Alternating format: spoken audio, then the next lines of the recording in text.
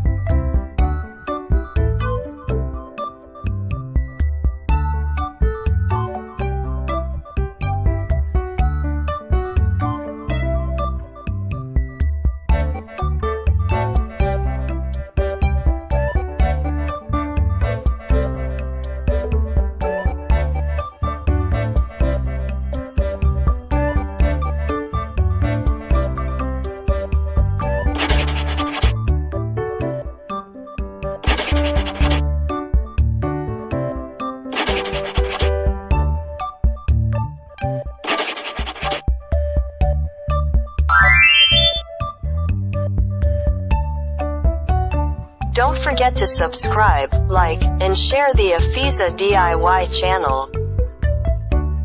Thanks for watching this video.